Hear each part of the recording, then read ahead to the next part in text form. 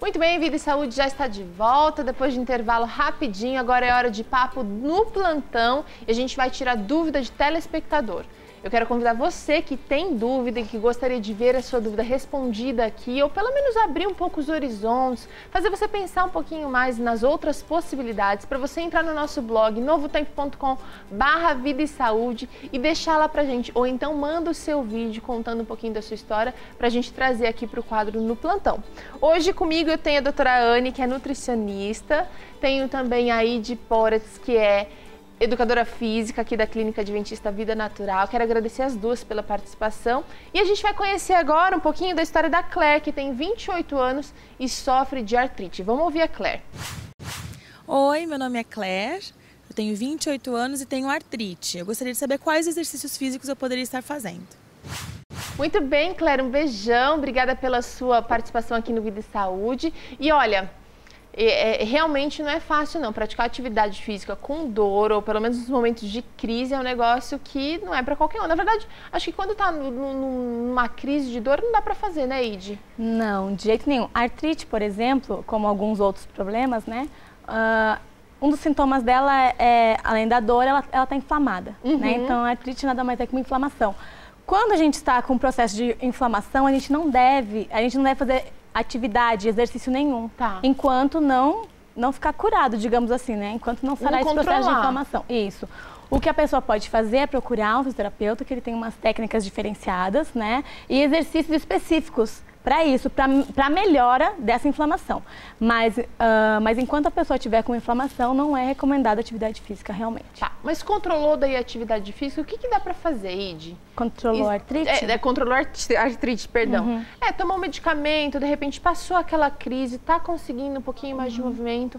A gente sabe que o exercício físico é bom também nesses casos, né? Não, sem dúvida.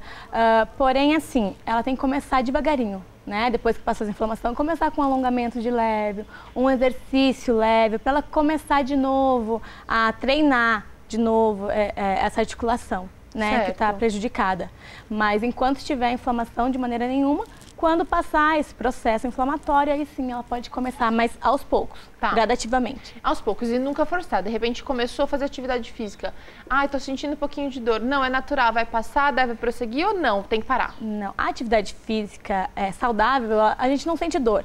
Claro, alguns movimentos de musculação a gente sente uma dorzinha, mas principalmente quem tá enferrujado, né, Idy? Sim, aí é normal a gente sentir uma leve dorzinha. Mas assim, aquela dor aguda mesmo, uma dor forte, que fica 1, 2 dias sentindo dores, aí está acontecendo algo de errado. Ou você colocou um peso demasiado grande, ou você está fazendo de maneira errada o exercício, que acontece muito. A pessoa não fazer o exercício corretamente acarreta em dores também. Idy, você acha que a atividade física, o exercício físico, ela vai proteger contra a artrite, por exemplo? Sim, o exercício físico em si, né, de maneira global, ele protege o organismo todo, né? Então, assim, com a artrite não seria diferente, né? Porque a pessoa que pratica, geralmente é difícil acometer dessas inflamações, né? Dessas, digamos, tipo de doenças, né? Então, assim, o exercício, no geral, ele como um todo, ele é bom, né? Então, assim, ele serve como maneira preventiva. Isso. Agora, eu quero jogar um pouquinho para a doutora Anne. Existe algum tipo de alimentação que, de repente, vai favorecer as crises de artrite dela e vão impedir ela, de repente, fazer esse treino? Ou alimentos também que melhorem, que possam aliviar um pouquinho essa dor, essa crise? Temos vários alimentos que podem ajudar tanto a prevenir essa inflamação quanto a atenuar, né? E são alguns, eu vou citar eles. Vamos lá. Presta atenção aí, Claire. O alho e a cebola são alimentos anti-inflamatórios. Então, eles ajudam muito nesse período em que tiver, assim, muito exacerbada essa inflamação. E também pode ser usado como preventivo, né? E ela vai usar como? Cru ou pode ser na comida mesmo, como tempero? Exatamente. Incluir isso na alimentação diária. Tá. Né? Porque geralmente é o que as pessoas fazem mesmo, é temperar praticamente todas as comidas com alho e cebola. Se você incluir isso diariamente, já tem ali um fator preventivo. Certo. Né? Alimentos também como o cálcio ajudam a prevenir, né, essa inflamação. E tem um fator que adiciona aí, que é a proteção por causa das quedas que essa pessoa pode ter quedas, né? E geralmente é mais fragilizado, os ossos estão mais fragilizados, então tem uma proteção maior por causa do cálcio. Certo. Né? A gente podia aí lembrar a gente sempre lembra de cálcio, de leite e derivados, né? Mas vamos lembrar que também tem os alimentos fontes de vegetais. Gergelim. Exatamente, o brócolis, né? Que os alimentos vegetais verdes escuros, que tem esse cálcio de proteção. Tá certo, então, olha só, quanta coisa, olha, a gente está mostrando alguns alimentos ali, mostrou rapidamente, tem muitas opções, olha, você está vendo aí, que são fontes de cálcio que você pode consumir, que vão ajudar nesse processo de prevenção e também de tratamento da artrite. Clélia, eu acho que está respondida a sua dúvida, eu espero que você consiga ingressar na atividade física sem problemas maiores. Agora, gente, a gente vai conhecer um pouquinho da história do Augusto, nosso querido amigo, nosso cenógrafo aqui do Vida e Saúde. Ele tem 22 anos. E vamos ver a história dele, como é que tem sido a transformação da vida dele e como que a gente pode ficar alerta também com a história do Augusto. Olá, meu nome é Augusto, eu tenho 22 anos e gostaria de saber os mitos e verdades da alimentação de 3 em 3 horas. Muito bem, Augusto, parabéns você que emagreceu, que está mudando seu estilo de vida. Agora a gente sabe, né, gente, que a alimentação de 3 em 3 horas não é uma coisa que a gente recomenda, que o Vida e Saúde recomenda, mas que tem dado resultado para muitas pessoas. Eu quero falar primeiro com a doutora Anne a respeito disso. Por quê? Ele quer saber, né? Como é que o metabolismo funciona, como é que o metabolismo responde desse jeito. O que acontece com o nosso corpo quando a gente se alimenta dessa forma? Então, realmente a gente sabe que é um mito, né? Apesar de ter ainda muitas discussões, de muitos profissionais da saúde brigarem por isso, uns falam para se alimentar de 3 em 3 horas e outros defendem a prática. Poucos, na verdade, ainda defendem a prática de 5 a 6 horas de intervalo. Exatamente. Né? E agora nós temos alguns estudos já comprovando, né? A escritora Ellen White já falava isso há tantos anos atrás, né? Que a gente deve fazer uma alimentação de 2 a 3 refeições por dia, né? E hoje já tem estudos comprovando isso, que é mais saudável, né? O nosso corpo precisa de descanso. Se você ficar ingerindo alimentação toda hora, isso não é legal. Apesar de alguns defenderem que isso possa aumentar acelerar o metabolismo. Então, vamos falar sobre o metabolismo, porque essa é uma pergunta que ele bate na tecla, né? Como que funciona o metabolismo? Então, existem 2 pontos principais do metabolismo, que é o anabolismo e, do metabolismo, né? O anabolismo e o catabolismo. Né? Se você faz catabolismo, você perde, né? E se você faz anabolismo, você ganha massa muscular ou às vezes massa gorda, né? Dependendo da sua ingestão de alimentos. Do combustível que você vai estar alimentando ali. Exatamente, isso vai depender. O ideal é a gente entrar em harmonia, num equilíbrio, né? Não ser demais, não ter catabolismo demais ou anabolismo demais, porque isso vai estar em desequilíbrio. Mas, então, tudo depende do combustível que a gente vai colocar para dentro, né?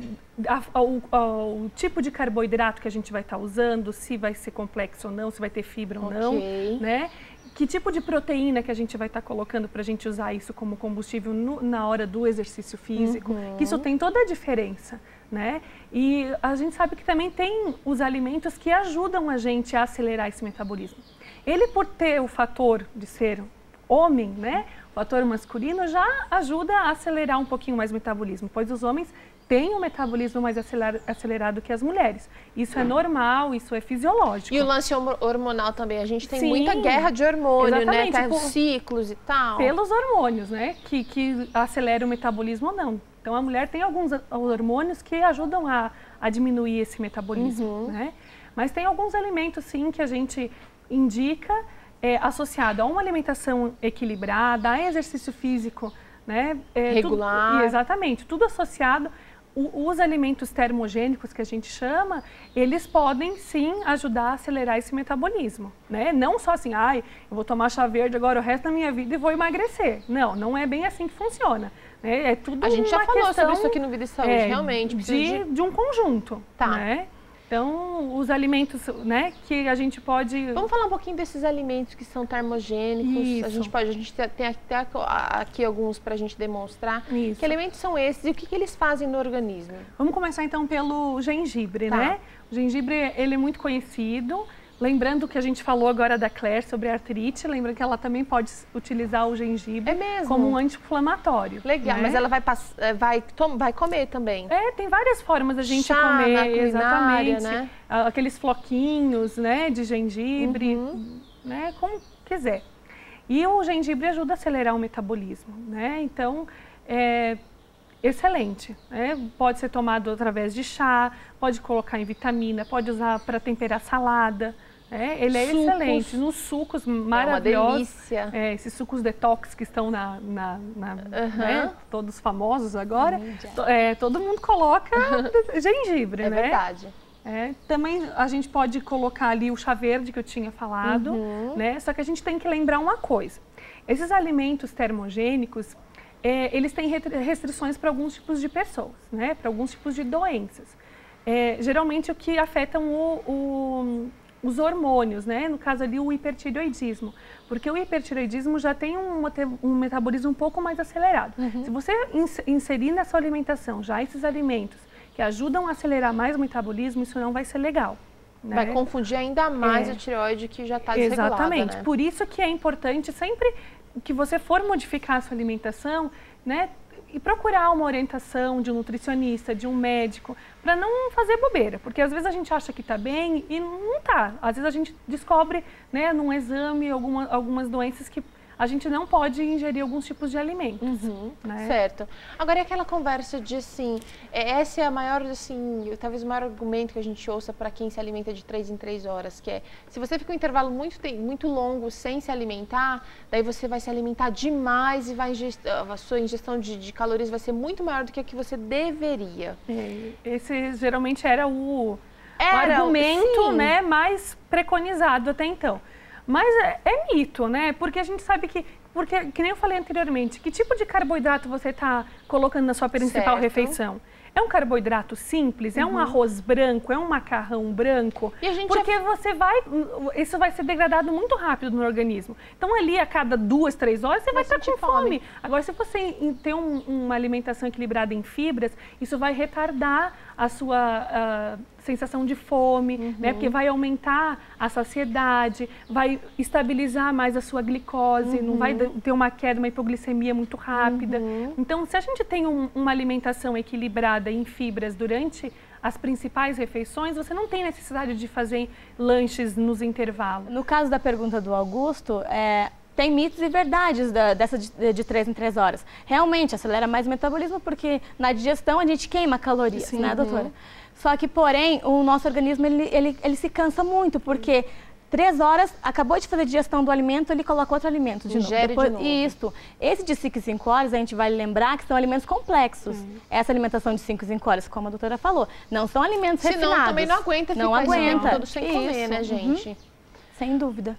Meninas, obrigada pela participação. Augusto, eu espero que você realmente consiga mudar, efetivar essas mudanças que você já tem conseguido até aqui, mas vale lembrar que mais importa obedecer a Deus, porque Ele sabe exatamente como é que funciona o seu corpo e Ele quer te ver feliz também. E o Augusto, na verdade, representa muitos de nós que tentamos perder peso, tentamos melhorar a nossa qualidade de vida, mas a gente precisa lembrar que alguns princípios a gente não pode abrir mão a despeito do que a ciência está mostrando hoje, porque pode ser que a ciência comprove depois o que Deus já mostrou de uma maneira tão clara. Obrigada pela participação de vocês, viu?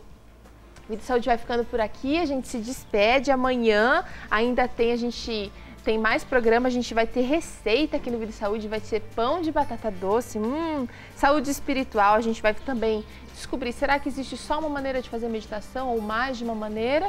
E muito mais por aqui no Vida e Saúde amanhã às 4h30 da tarde.